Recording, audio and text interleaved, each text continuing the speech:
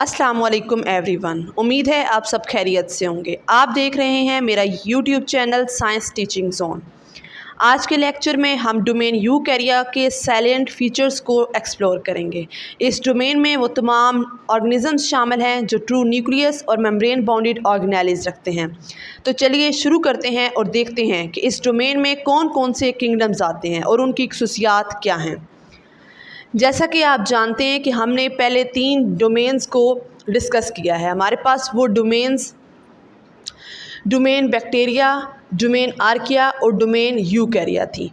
Domain bacteria और domain archaea दोनों में किंगडम मोनिरा आते हैं और हमारे पास जो डोमेन यूकैरिया है उसके अंदर हमारे पास 4 किंगडम्स आते हैं। पहला है kingdom protista, kingdom Animalia, kingdom Plantae और किंगडम फंजाई। हम ये बात भी पहले डिस्कस कर चुके हैं। आपको याद होगा कि डोमेन यूकैरिया के अंदर तमाम वो ऑर्गेनिजम्स आते हैं जिनके पास यूकैरियोटिक सेल मौजूद होता है, मतलब ऐसा सेल जिसके अंदर ट्रू न्यूक्लियस मौजूद होता है और मेम्ब्रेन बॉन्डेड ऑर्गेनेलिज भी मौजूद होती हैं।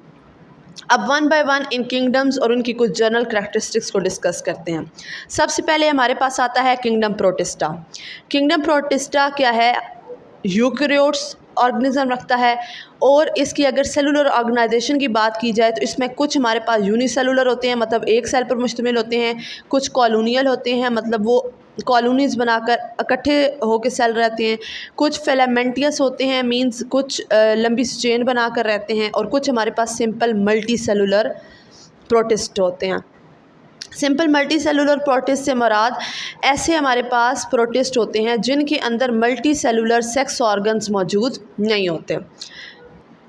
अब हम देखते हैं कि किंगडम प्रोटिस्टा के अंदर मेजर ग्रुप्स कौन से पाए जाते हैं। तो हमारे पास किंगडम प्रोटिस्टा में 3 मेजर ग्रुप्स आते हैं। हमारे पास पहला है एनिमल लाइक प्रोटिस्ट, दूसरा है प्लांट लाइक प्रोटिस्ट और थर्ड है फंजाई लाइक प्रोटिस्ट। अब इनके कुछ फीचर्स की बात की जाए तो जो एनिमल लाइक प्रोटिस्ट होते हैं उनमें हमारे पास आते हैं प्रोटोजोआ और एनिमल लाइक प्रोटिस्ट। अगर प्लांट लाइक की बात की जाए तो इसमें हमारे पास एल्गी आता है और अगर फंजाई लाइक प्रोटिस्ट की बात की जाए तो इसमें हमारे पास माइक्सोमाइकोटा और ओमाइकोटा शामिल हैं।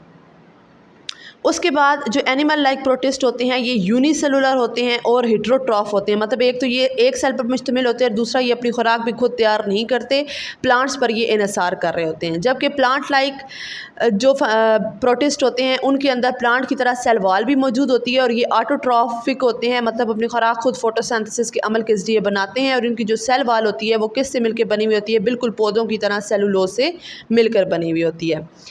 जो फंजाई लाइक प्रोटिस्ट होते हैं हमारे पास जो बॉडी ऑफ फंजाई होता है उसको हम कहते हैं हाइफी, मतलब इनके पास हाइफी लाइक स्ट्रक्चर भी मौजूद होता है और ये सेप्रोट्रॉपिक बैक्टीरिया होते हैं, मतलब ये इनकी अगर मोड ऑफ न्यूट्रिशन की बात की जाए तो ये अपनी खुराक को एब्जॉर्ब करके उससे न्यूट्रिएंट्स को हासिल करते हैं।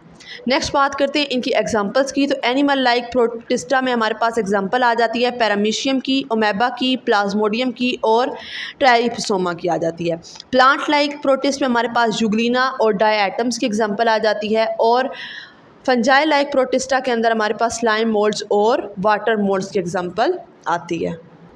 हमारे पास यहाँ पे किंगडम प्रोटिस्टा के बारे में एक इम्पोर्टेंट पॉइंट ये भी है कि कुछ प्रोटिस्ट जो होते हैं वो पैरासाइटिक भी होते हैं। पैरासाइटिक मतलब कि ये डिजीज़ काज करते हैं, जैसे मलेरिया हो गया, उसके बाद डायसेंट्री है, स्लीपिंग सिकनेस है। ये जो बीमारियां हैं ये प्लाज्मोडियम जो हमारे पास प्रोटिस्ट है उसकी वजह से मलेरिया होता है।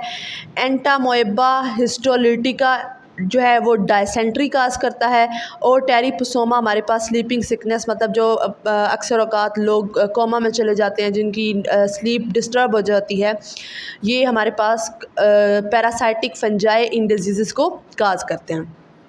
नेक्स्ट हम बात करते हैं नेक्स्ट किंगडम की जो कि हमारे पास है किंगडम फंजाई। किंगडम फंजाई भी जैसा कि हमने ओवरऑल डिस्कस किया है कि डोमेन यूकैरिया के अंदर जितने भी किंगडम्स आते हैं वो सारे के सारे यूकैरियोट्स होते हैं। तो ये भी क्या हैं? यूकैरियोट्स होते हैं। उसके अलावा किंगडम फंजाई के ऑर्गेनिज्म हेटेरोट्रॉफ्स होते हैं, मतलब अपनी खुराक खुद तैयार नहीं करते।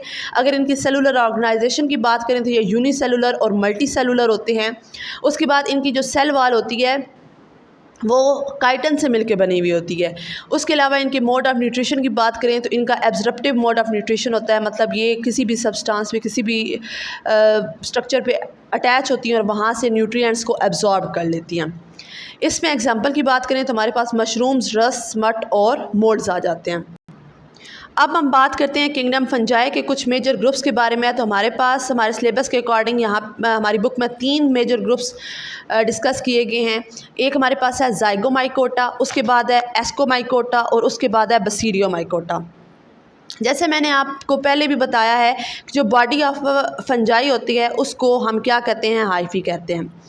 तो अगर हमारे पास अब यहाँ पे 2 टर्म्स समझ लें कि नॉन सेप्टेट हाइफी किसे कहते हैं और सेप्टेट हाइफी किसे कहते हैं।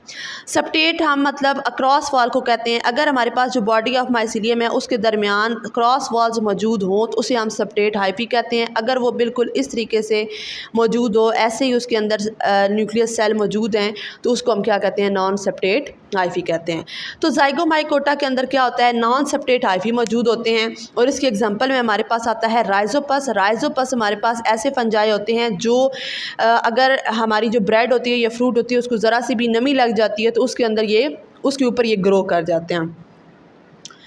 उसके बाद जो एस्कोमाइकोटा है, ये आपने एज MCQs भी लाजमी याद रखना है कि हमारे पास फंजाई के ग्रुप्स में से सबसे लार्जेस्ट ग्रुप कौन सा है, एस्कोमाइकोटा है। और इनके पास जो हाइफी होती है वो सेप्टेट होती है। इनकी एग्जांपल्स की बात करें तो इसमें common mould, morals, truffles, cup fungi, east और न्यूरोस्पोरा शामिल हैं।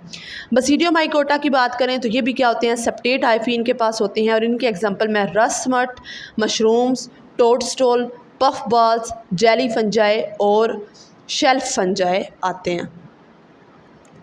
नेक्स्ट हमारे पास थर्ड किंगडम जो कि डोमेन यूकैरियोट से बिलोंग करता है, वो हमारे पास है किंगडम प्लांटी।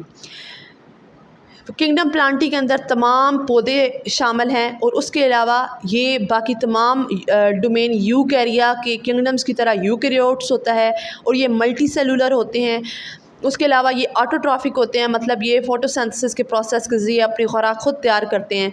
इनकी सेल मेम्ब्रेन के बाहर सेल वॉल मौजूद होती है और इनकी जो सेल वॉल होती है वो सेलुलोज मटेरियल से बनी हुई होती है। उसके अलावा एक न्यू प्लांट जो है वो एम्ब्रियो से डेवलप होता है। किंगडम प्लांटी के अंदर न्यू प्लांट, न्यू ऑर्गेनिज्म जो बनता है वो एम्ब्रियो से डेवलप होता है। अब हमारे पास किंगडम प्लांटी के कुछ एग्जांपल्स की बात की जाए तो हमारे पास आते हैं मोसेस, फर्न्स, कॉनीफर्स और फ्लावरिंग प्लांट्स। अब मोसेस हमारे पास ऐसे ग्रीनरी होती है जो बारिश के बाद हमें नरम तय सब्ज़ कलर की नज़र आती है, तो उसे हम मोसेस कहते हैं। उसके अलावा फंड्स हमारे पास ऐसे प्लांट्स होते हैं कि अगर बारिश के बाद किसी पत्थर या दीवार के साथ बड़े घने और कटे हुए पत्तों वाला सब्ज़ पौधा दिखने को मिले तो वो हमारे पास फंड्स कहलाते हैं। उसके अलावा जो कोनी फंड्स होते हैं वो हमारे पास ऐसे प्लांट्स होते हैं जिनके ऊपर फूल नहीं लगते। और उसके बाद हमारे पास फोर्थ इसकी एग्जाम्पल आती है फ्लावरिंग प्लांट्स की। इसमें तमाम वो पौधे आ जाते हैं जिनके ऊपर फूल लगता है। अगर हम डिस्कस करें इसके मेजर ग्रुप्स में तो इसके मेजर ग्रुप्स में सिर्फ 2 ही मेजर ग्रुप्स आते हैं, एक ब्रायोफाइट्स और एक ट्रैकियोफाइट्स। ब्रायोफाइट्स और ट्रैकियोफाइट्स में मेन जो डिफरेंस ये है कि जो ब्रायोफाइट्स होते हैं ये नॉन वेस्कुलर प्लांट्स होते हैं और ट्रैकियोफाइट्स वेस्कुलर प्लांट्स होते हैं। मतलब वेस्कुलर प्लांट्स में जो पौधों के अंदर कंडक्टिंग टिश्यू मौजूद होते हैं, जाइलम और फ्लोएम। जाइलम हमारे पास जड़ों से पौधे के ऊपर वाले हिस्से तक पानी को कंडक्ट कर रहा होता है और फ्लोएम क्या करता है, जब पत्ते खुराक बनाते हैं तो पत्तों से लेकर पत्तों से ऊपर वाले और पत्तों से नीचे जड़ों तक हर जगह पर खुराक को पहुंचाते हैं। तो ब्रायोफाइट्स में क्या होता है कि ये जो वेस्कुलर प्लांट होते हैं, टिश्यू मौजूद होते हैं, ये इनमें होते ही नहीं है, एब्सेंट होते हैं। और ट्रैकियोफाइट्स में क्या होता है कि इनमें ये वेस्कुलर प्लांट्स होते हैं, मींस इनमें कंडक्टिंग टिश्यू, जाइलम और फ्लोएम मौजूद होते हैं। अगर हम इनकी एग्जांपल्स की बात करें, ब्रायोफाइट्स के एग्जांपल में हमारे पास लिवर रोड्स, हॉर्न रोड्स और मोसेस आ जाते हैं। मोसेस को हम पहले देख चुके हैं कि मोसेस वो होते हैं जो बारिश के बाद सब्ज़ नरम तय हमें नज़र आती है, उसे हम मोसेस कहते हैं। लिवर रोड्स हमारे पास ऐसे पौधे होते हैं, इनको लिवर रोड्स इसलिए कहा जाता है कि इनकी जो स्ट्रक्चर होता है ये हमारे इंसानी लिवर की तरह हमें नज़र आ रहा होता है, इसलिए इन पौधों का नाम लिवर रोड्स रख दिया गया है। और हॉर्न रोड्स वो होते हैं जो सिंग नुमा होते हैं, तो उन कैटेगरी को किस में शामिल कर दिया है, हॉर्न रोड्स में। उसके बाद अगर हमारे पास ट्रैकियोफाइट्स की बात करें तो इसमें हमारे पास दो मेन टाइप्स आती हैं, एक सीडलेस प्लांट्स जिसमें हमारे पास फंड्स आ जाते हैं, और एक सीडेड प्लांट्स, उसमें हमारे पास दो कैटेगरीज आती हैं जैसे कोनीफर्स और फ्लावरिंग प्लांट्स। अब कोनीफर्स को हम कहते हैं जिम्नोस्पर्म और फ्लावरिंग प्लांट्स को हम कहते हैं एंजियोस्पर्म्स। अब जैसे मैं पहले डिस्कस कर चुके हैं हम कि कोनीफर्स वो होते हैं जिनके पास फूल नहीं होते, और फ्लावरिंग प्लांट्स वो होते हैं जिनके पास फूल होते हैं। उसके अलावा अगर हम इनके सीड की मुनासबत से देखें तो जिम्नोस्पर्म वो होते हैं जिनका सीड जो होता है एक तो बहुत ही छोटा होता है और वो फ्रूट के अंदर मौजूद नहीं होता। अगर हम एंजियोस्पर्म की बात करें तो इनका जो सीड होता है वो इसके फ्रूट के अंदर मौजूद होता है। अब अगर इसकी कुछ एग्जांपल्स देख लें तो हमारे पास जिम्नोस्पर्म की एग्जांपल में आता है पाइन मतलब चीड़ और स्प्रूस सनोबर का दरख्त। उसके अलावा जो फ्लावरिंग प्लांट है इसमें हम मेन एग्जांपल जो बेसिकली हम डेली लाइफ पर देखते भी हैं रोज़ और सनफ्लावर ले सकते हैं। सो स्टूडेंट्स, आज के टॉपिक में हमने डोमेन यूकैरिया के 3 किंगडम प्रोटिस्टा, किंगडम फंजाई और किंगडम प्लांटी के कुछ सैलिएंट फीचर्स को डिस्कस किया है। नेक्स्ट हमारे पास इसमें एक किंगडम एनिमिलिया रहता है, उसको इंशाल्लाह हम नेक्स्ट लेक्चर में कवर करेंगे। उम्मीद है यहाँ तक आपके सारे कॉन्सेप्ट्स क्लियर हो गए होंगे। फिर भी अगर आपका कोई भी क्वेश्चन हो या कहीं पे भी आपको कन्फ्यूजन हो तो आप मुझसे कमेंट बॉक्स में क्वेश्चन कर सकते हैं। आपको वीडियो पसंद आई हो तो लाइक और शेयर ज़रूर कीजिएगा, और ऐसे ही इंफॉर्मेटिव लेक्चर्स के लिए साइंस टीचिंग जोन को सब्सक्राइब करना मत भूलिएगा। मिलते हैं नेक्स्ट लेक्चर में, तब तक के लिए अल्लाह हाफिज़, टेक केयर, कीप लर्निंग।